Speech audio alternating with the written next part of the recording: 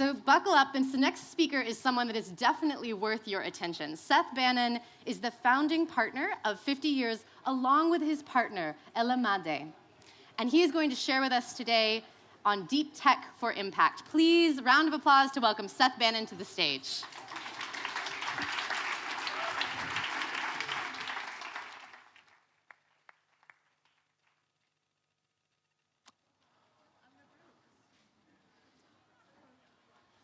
Is there a clicker? No worries. Hello, everyone. My name is Seth Bannon.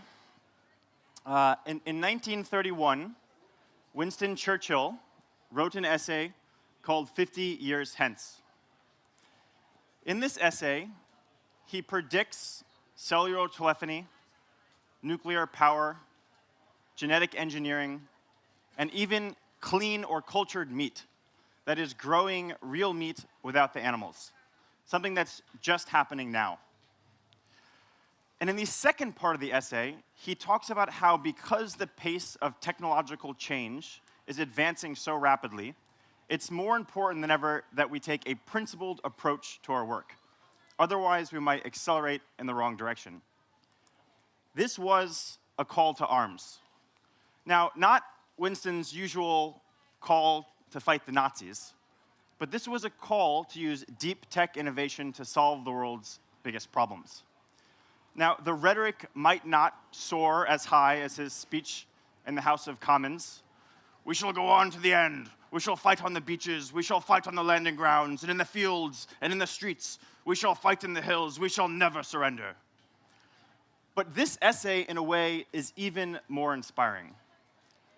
Because nowadays, our biggest enemies aren't our opponents on the battlefields, but things like malnutrition, disease, and climate change.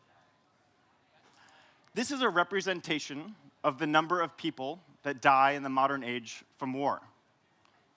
Proportionally represented, this is the number of people that die from murder, that die from transportation accidents, musculoskeletal disorders, diabetes, non-transport accidents, infections, kidney disorders, digestive disorders, nervous system disorders, respiratory disorders, cancer, and heart and circulatory disorders. This is just a comparison between the number of people that die in the modern age from heart and circulatory disorders and those that die from murder and war. But I want you to think, what do you hear about more on the news? Heart and circulatory disorders or murder and war? Now, it used to make sense to focus on things like murder and war because those were things we at least could do something about, whereas a lot of these other problems really weren't. But times have changed. Now is the time to fulfill Winston's vision in 50 years hence. And this is why, with my partner Ella Made, we founded 50 Years. 50 Years is an early-stage venture capital fund based in Silicon Valley that supports entrepreneurs using deep technology to address the world's biggest problems. We invest when there's both a path to $1 billion in revenue a year and a path to massive positive social and environmental impact. We think that now is not only the time for these companies and these solutions, but that companies addressing these big problems actually have real competitive advantages in the marketplace. We think that this trend is as big as the trend from the desktop to the cloud or from web to mobile. We think the next big trend in business is from a profit-only model to a profit-plus impact model. Now, there is a lot of data to support this thesis, and I only have a little time, so I'm just going to talk about one of the main drivers, which is millennial attitudes towards business. And I think it's fair to say that millennials are unhappy with business as usual. Deloitte did a study of 7,700 millennials across 29 countries and asked an open-ended question, what is the purpose of business? And a plurality, 47%, said some version of to improve society and protect the environment. Now, they also said business should make money, but they said it as a secondary thing. they believe that business should be measured in more than terms of just financial performance. However, over 70% of those millennials believed that the businesses they worked for only measured the success of their business in terms of financial performance, which means they're unhappy and they're planning on leaving. In that survey, millennials said that they were planning on leaving in the next year, 25%, in the next 2 years, 44%, and in the next 4 years, 66%. And this wasn't just junior millennials. C-level millennials, C or higher, were planning on leaving in 4 years. 57% of them were planning on leaving. You cannot build a large, sustainable business if your talent is planning on leaving in those numbers. And it wasn't just the goody two-shoes. So Net Impact did a study of MBA students and found that 83% would take a 15% pay cut to work at a company that had positive social or environmental impact. And just to put this into perspective, 9 years ago, this number was in the 40s, and 5 years before that, it was in the teens. Teens, 40s, 83%. That is a significant and sustained trend. So maybe you're convinced. And by the way, there's a lot more data where that comes from. You can talk to me privately afterwards if you want to hear about it. So a lot of people say, great, I'm bought in, I love this idea of business, now what do I do? And there are two problems that often hold people up. One, what are the world's biggest problems? And two, how do I address those problems through technology entrepreneurship? So I'm going to talk a little bit about our journey at 50 years through this process. So we spent a lot of time trying to categorize the world's biggest problems. And it's a difficult exercise because there are a lot of problems out there. After we took some time and started to write down what we thought the biggest problems were, we both became frustrated and realized that our list looked a little familiar. And then we realized that an organization had spent many years and many millions of dollars doing exactly this, categorizing the world's biggest problems. I'm talking, of course, about the UN's Sustainable Development Goals. The UN has laid out the world's biggest problems and goals for solving them. And as a framework for finding solutions that can both do good and make money, the Sustainable Development Goals are great because they not only highlight the big levels, but they actually break it down. So this is Sustainable Development Goal number 2, zero hunger. It provides a target, and then it provides a number of different indications. So for instance, one of the indications here is reducing stunting in children by a certain percentage. If you're trying to find a specific solution to a big problem, this is a really great resource and a really great place to start.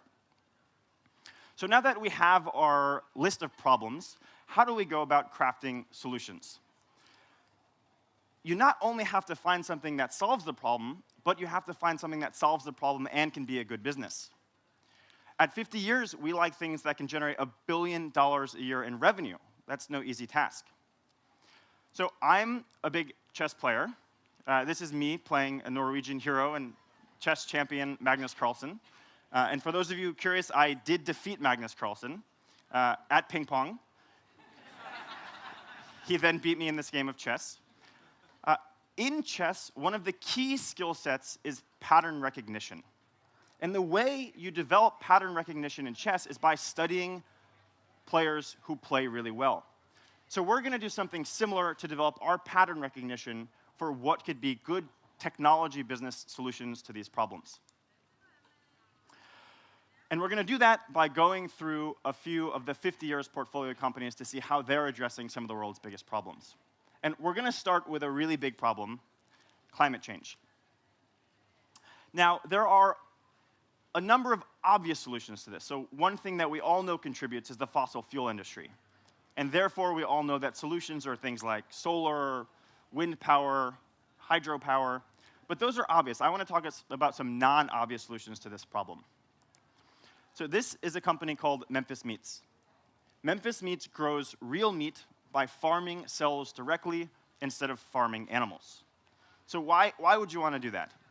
Well, animal agriculture contributes more to greenhouse gas emissions than all of transportation combined.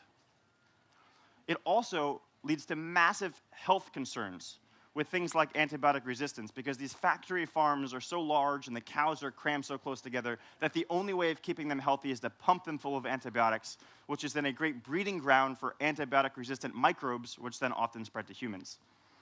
In addition to that, factory farming is reaching the limits of scale and still failing to feed the world affordable, healthy protein. And it's particularly shitty for the animals.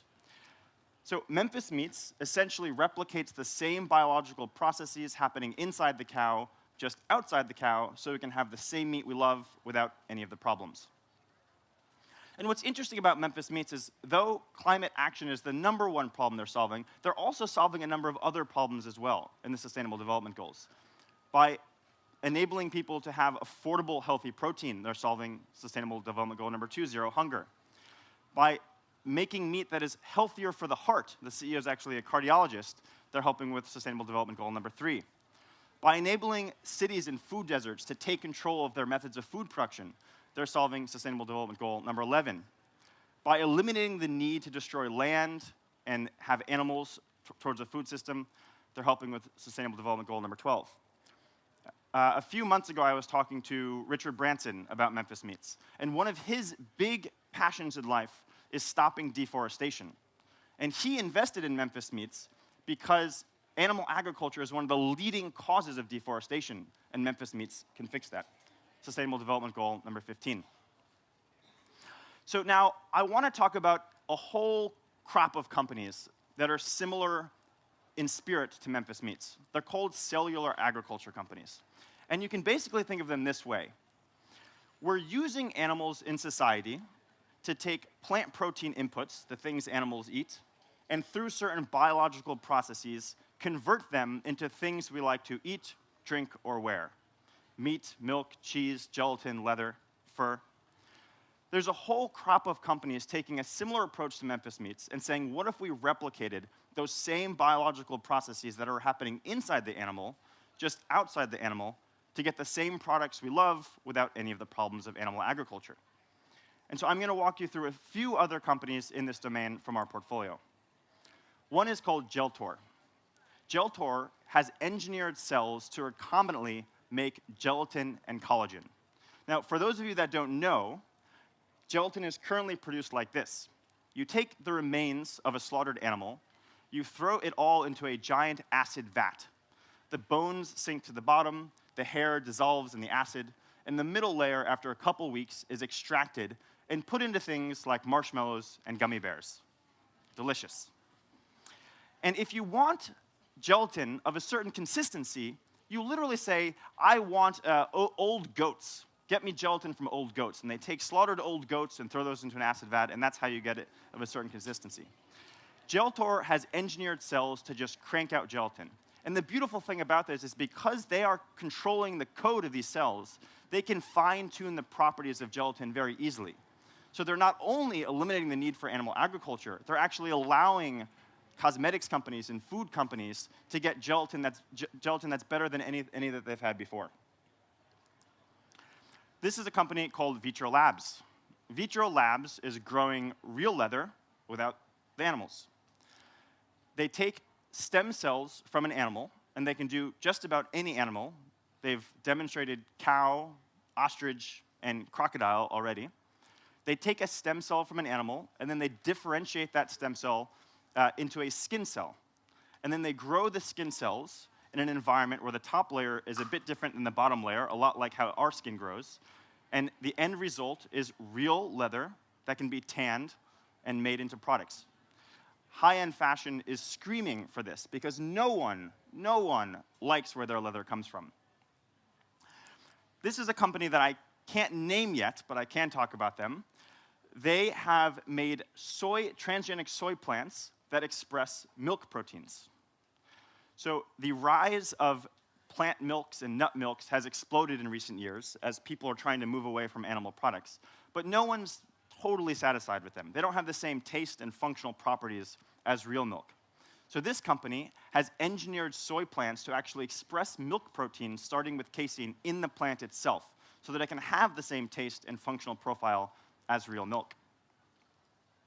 And there are also companies outside of our portfolio that are doing this for fish, eggs, silk, and even rhino horns.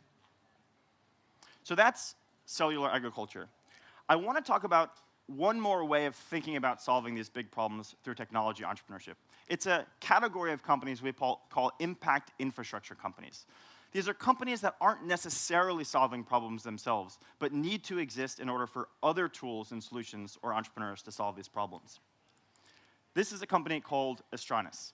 Astranis makes small satellites to cover the Earth and internet to bring online the 4 billion people who have no access. Now, there are 4 billion people in the world who have zero access to the internet right now. This isn't intermittent access or slow access. This is zero access. When the founder told me this, I actually didn't believe him and had to look it up myself. Think about all the goals you could help solve by connecting people to the internet. By enabling them to start businesses online, you can help solve poverty. By democratizing access to educational resources, you can help solve Sustainable Development Goal number 4. It's been shown over and over again that when you connect an area to the internet, economic development, there's a boost to economic development that's significant. You connect them to the innovation ecosystem, innovation will flourish, and by allowing people to more easily track what their governments are doing and mobilize if they're unhappy, you bring about stronger civil society. So how is Astranis doing this? Well, they're taking an approach that's very similar to the approach Google took with their server architecture. At some point, Google was growing so fast that their server costs became a main driver of cost for them, and it was just, frankly, costing them too much money. And the way you used to add server capacity back in the day was you would buy, when you ran out of space, a large IBM mainframe. And this worked well, but it was massively expensive. And so the Google engineers thought there must be a better way. So what they ended up doing was buying largely off-the-shelf components, combining them with some custom hardware and clever custom software. And by doing so, they were able to get 90% of the capacity of the IBM mainframes at 10% of the cost. And this is, to this day, how Google builds their servers. Astranis is doing something very similar for satellite internet. There are satellite internet companies that exist now, but their satellites are the size of a medium-sized room. They cost $350 million to produce. They take 3 to 4 years to design and manufacture. Astranis' satellites are about this high and this wide. They can design and build and launch them in months, and they cost an order of magnitude less money to make. By doing it this way, they will be able to cover the Earth in affordable internet. So we live in incredibly exciting times. Winston maybe got the time frame a little bit wrong, but now is the time for Winston's vision in 50 years hence. There are a lot of incredibly ingrained problems that can now be solved with deep technology entrepreneurship. But they won't get solved by themselves. We need all of you to help contribute to solving these problems by supporting these companies, advocating for them, or working with them. So I hope you join me, and let's get to work. Thanks.